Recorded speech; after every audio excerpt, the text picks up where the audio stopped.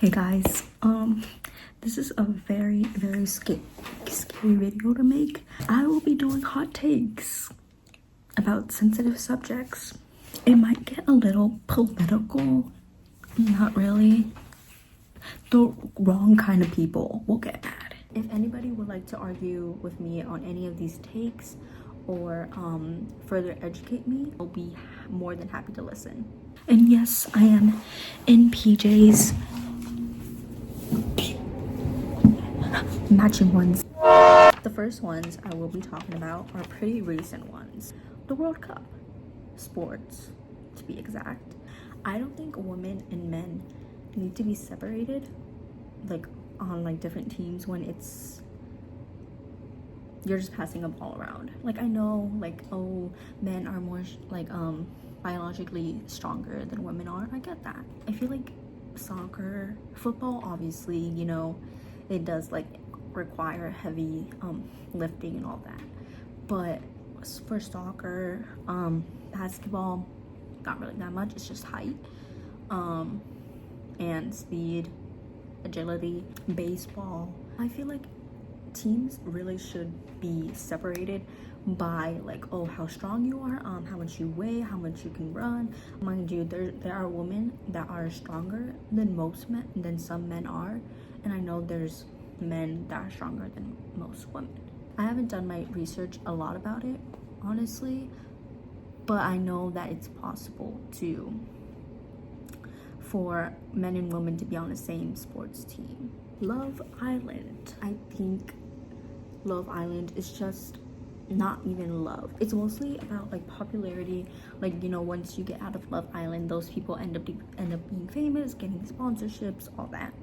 And another thing, most of them are looking to get cracked. I mean, like, yeah, you should go there to get a good time and maybe you'll find the love of your life, but like, it's just been very sexualized, and like you just like literally see people getting cracked on the screen. Save that for the orange and black. That's the wrong kind of website. The Islanders get out of the villa. They just become so problematic, and then like they start saying all this crap, but yeah, you couldn't say it when you were in the villa. I would rather watch those Korean type shows that actually have love in it. The day I'm recording this, it's the last day of Streamer University. I'm gonna be honest, Kai, don't hate me. I feel like Kai is just putting his like friends in there instead of underground streamers. Like those people, those famous streamers do not need any more fame. Like y'all need to put more attention to the new and upcoming streamers. Like that's just, isn't that the whole point? I think it's absolutely amazing what Kai is doing for streamers, and I know that some people have gotten really famous from SU, but it just seems like a whole, like y'all just trying to live like high school again. You can tell how many of those streamers have peaked in high school, and he definitely let in some streamers in that I just wouldn't watch. They're not entertaining, they're boring. No Sabo kids. That's one I take harshly, because I am a No Sabo kid. I feel like we lost the meaning of No Sabo kid a little bit. I get it. Some Hispanics are losing. They're not representing their country. They don't speak Spanish. They don't try to learn it, and I get that. Those are people you should be calling No Sabos. But if someone is willing to learn, and someone who actually knows Spanish and can have a conversation in Spanish, but obviously their parents weren't, they couldn't teach them correctly, and that I understand, because I'm on the same road. My mom really can't teach me a bunch of Spanish, and that's fine. I'll learn on my own, and I have been learning on my own. If you're not representing your country enough, I feel like more people of culture should represent who they are as a person, represent their country, and I just don't see it a lot. I always will celebrate my culture. I always will represent my country, my flag. I always will. But there's just people who just distance themselves away from their culture, and they just end up being whitewashed, or they end up falling into the wrong crowd. It doesn't really matter if you don't really know exactly to the T, like, oh, where you're from. Just like represent who you are. One thing I hate the most in the world looks maxing. Oh, I hate that with such a burning passion, because I'm gonna be honest, looks maxing has definitely affected a lot of my mental health and a lot of my insecurities, because I'm always just like worried that someone's gonna clip me and they're gonna see everything wrong with my face, wrong with my body. And I wish I was those type of girls to be like, I don't care what people say or not. When I do care heavily, sadly. And honestly, I do kind of like, I get mogging at first. Like, it's funny, haha, I look a bit better than you. But if you actually take it to heart and you're like not joking about it, and mind you, that could really, like, even when joking, that could really like hurt someone's mental health, like, and make someone really insecure. Because mind you, it takes just one little joke or one little harmless comment to make someone have an insecurity for life. Let's be honest, people who care about looks maxing do not have a personality, and they would rather try hard on their looks because their personality is trash. They have nothing else better to do than comment on people's appearances when they look like a Discord mod. I know a lot of people are aware of their fan bases. Some people's fan bases are really young, and some of them are really weird. And I think people should take more account of their fan base, especially if they're young, and you're just like cursing left and right. I would stop cursing. I would stop making sexual jokes. I would stop all of that. On that topic, whenever some weird fandoms, whenever someone interacts with their favorite creator, they are so weird.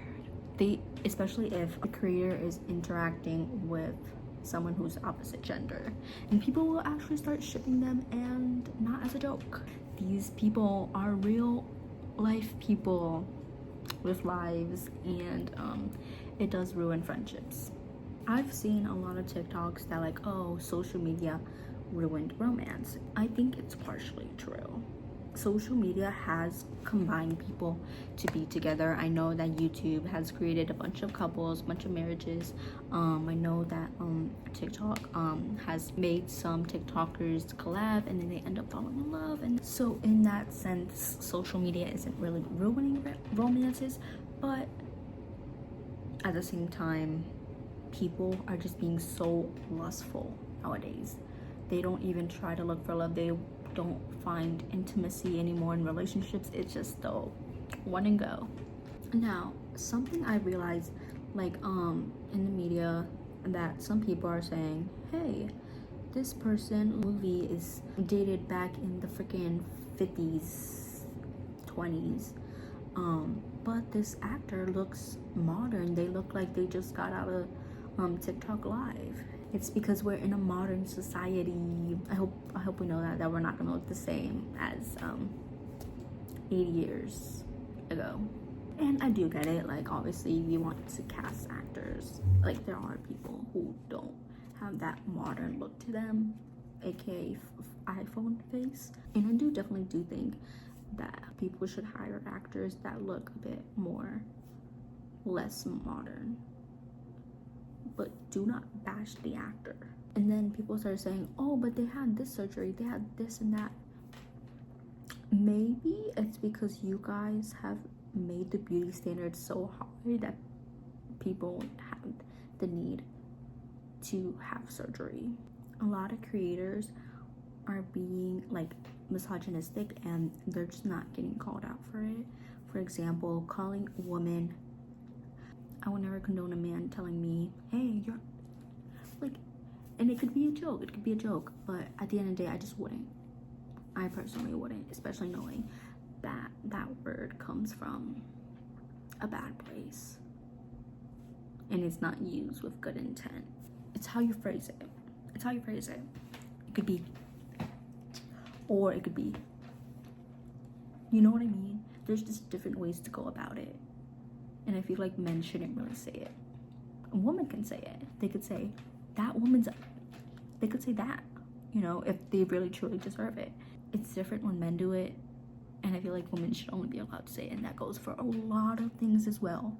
Like telling a woman to go in the kitchen, or, hey, this is a woman's job, this is a man's job. Like, no. this goes into another topic: housewives and men who provide. Now, everyone, each their own. Each their own. If you want to take care of the house, you want to take care of the kids as a woman, that's completely fine. That's completely fine. And if men want to provide, then they could provide. I personally like when a man takes care of me, but that's my personal preference. I do like taking care of I like when men buy things for me, etc. Because again, we were given a right, not really anymore, but we were given rights that to have jobs, to vote, all that good stuff. And the thing is, we fought for those rights to have an option. If a woman wants to be a midnight ballerina, if the woman wants to make an blue and white page, that's her, because she was given the option to do so. She was given the right to do so. And women who let that happen to them, let people call them the B word, let make misogynistic jokes and not saying anything about it, you're part of the problem. When a woman gets to a certain age, like her 30s, maybe even 25, that's when people start looking at a woman unattractive. Oh, but when a male gets into his 30s, that's DILF, or that's hot, or that's like, oh my goodness, he's experienced. If a woman does something cringy, quirky, funny, loud, it's weird. It gives pick me. It gives too much. But when a guy does it, it's funny. It's relatable. A really and perfect example of this, Alyssa and Speed. Anyways, that wraps up for today. I have many more to go down the line, but that's just what we're gonna talk about today. Hope you guys take care of yourselves and have a good one.